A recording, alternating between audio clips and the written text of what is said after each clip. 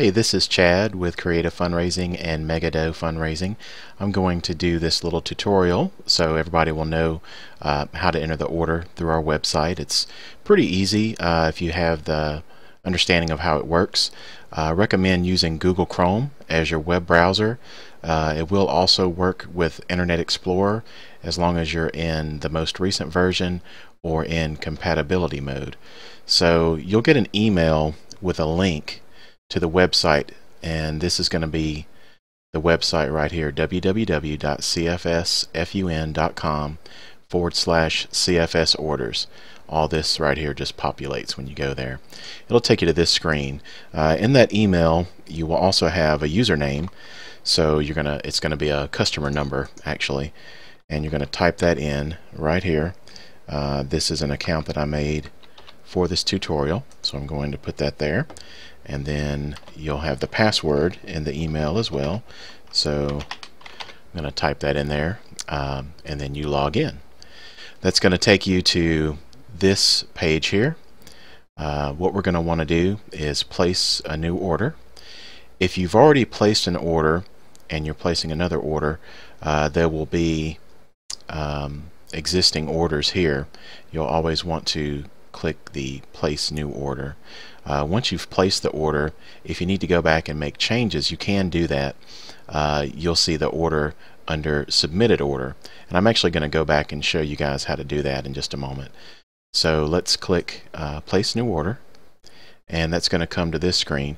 If you're doing more than one brochure for your fundraiser, this little drop down here is going to list the different brochures, and you can switch between them. So the first thing we want to do, this is pretty much a online spreadsheet, and we're going to click open row, and that's going to open this row and allow us to type into it. So teacher name, let's just say I'm going to put my name, so Chad Phillips. You can put whatever you want to there. Seller name, I'm going to put my daughter, Lexi Phillips. And then what you're going to do is enter in the totals that are on the bottom of their order taker. So whatever this student or this participant in the fundraiser sold for this flavor, let's say she sold 10 of these, you'll put that there. She sold 6 of these, 4, 3, 12, and so on. So we're just going to keep filling this in. This will be just a pretend order. So when you get over here, you'll notice these two boxes, total and total price. You don't actually need to type anything here. It will auto-populate that for you. So once you have typed all the items in, you'll scroll back over using this little bar down here. And now this says close row. So we click that, and as you can see, I can no longer type into this row. If you scroll back over, you'll see the total and total price has auto-populated.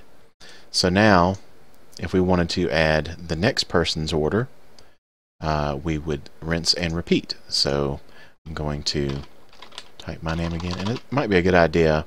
I like to recommend, if you're going to do the same teacher pretty often, you can copy that and then paste.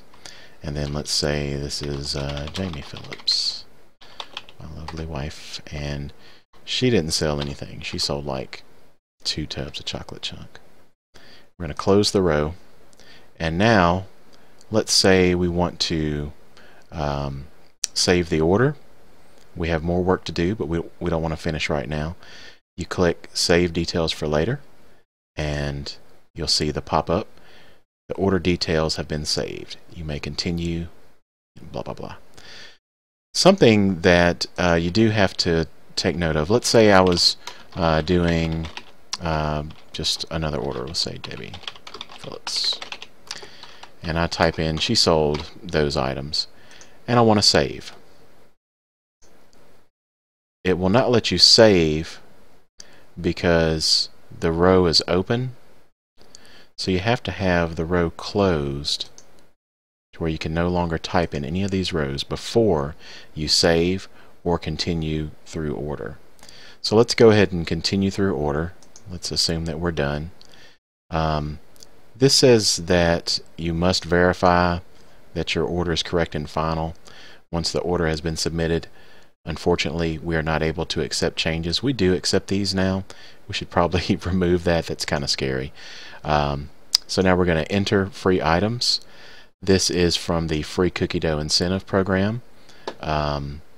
And Lexi, she qualified. She sold about 60 items, so she gets 6 free.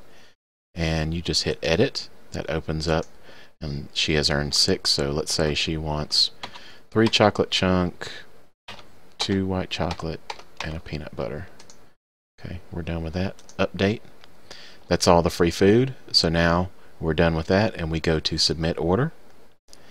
And this is where you can verify the ship to address.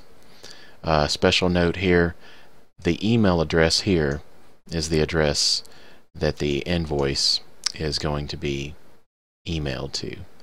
So if you need to change that to something else, you can do that at this time. So let's click submit order.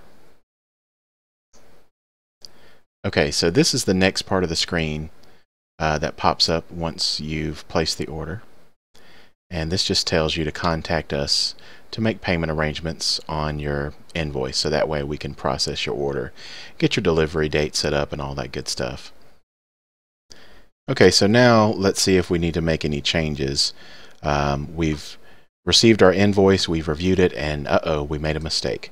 So here's what we do. We go and we log back in. So I'm going to do that and put in my password. And what you'll see now is you'll see a saved order and you'll see the submitted order. We're going to open this one under the submitted order because that's the one we pushed all the way through. This is actually a button that you can click, but nothing happens. So click the little open button here.